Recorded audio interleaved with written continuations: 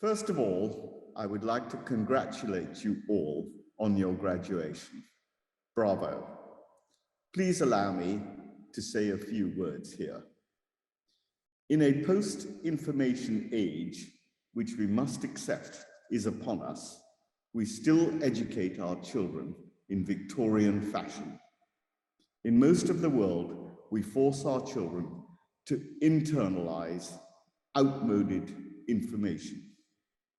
But their deep selves are banished from the classroom and left mostly uneducated. By this I mean the disciplining of our children to suppress that which is not acceptable to society, that which is disobedient, that which is creative, that which is inventive, that which is playful. In other words, we push away, or at best ignore, the darker side of what it is to be human and fragile. It is the role of the artist to rediscover this, to de-educate the self, to turn upside down that which is known in favor of that which is not known, the unknown, or the half-known, or the unseen, or the unthought known. I argue passionately for this deep de-educating of ourselves. I therefore implore you young graduates, do not rush to get a job. Do not blindly enter the forum of the capitalist enterprise, which we falsely call modernity.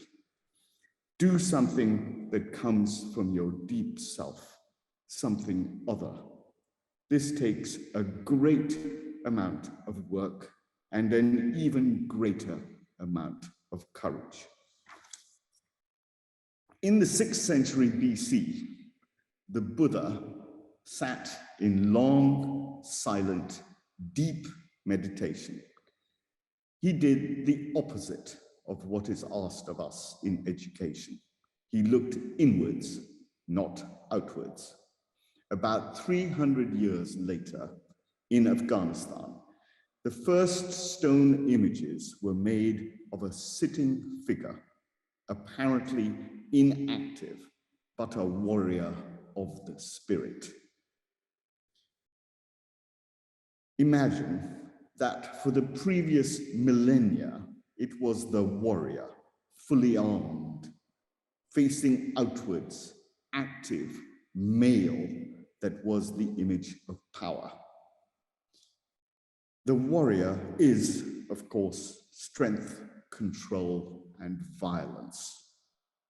Then we have this sitting stone figure with eyes closed or mostly closed, his vision turned inward. This is not an active image. Nothing is apparently happening. This figure is still contemplative and yet fully dynamic and powerful. How can this be? Eyes turned inward are not passive. They are engaged in deeply energetic stillness. I have come to understand that this is done formally through a combination of geometry and by making the chest of the figure expansive and large. 2,000 years later, the German artist Caspar David Friedrich made a painting in which he placed a person on the edge of a cliff looking outward in wonderment at a misty landscape. This is, of course, what we call the sublime. Caspar David Friedrich was pointing to the idea that the inner and the outer are in poetic dialogue, in sublime, if you like, poetic unison. What does this, you may ask, have to do with the world we live in today? Well, everything. All around us, ethno-nationalism is rife. Right-wing governments the world over are in shameful assault on culture. Poverty and deprivation are the enduring reality for the many. There are 80 million refugees in the world today. Modern-day slavery is endemic. Women are considered second-class citizens in most of the world. And most horrifically of all, perhaps, global warming threatens our very existence. I offer no solutions, but I ask the question about our dark selves. We have tamed ourselves and banished all that is disobedient in us.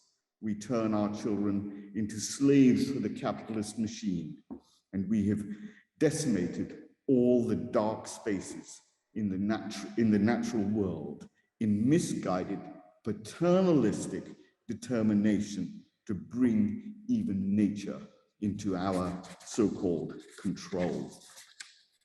It is you, my friends, the young people of the coming age, that must challenge the status quo and refuse what we of the older generations have done to put us in this lamentable condition.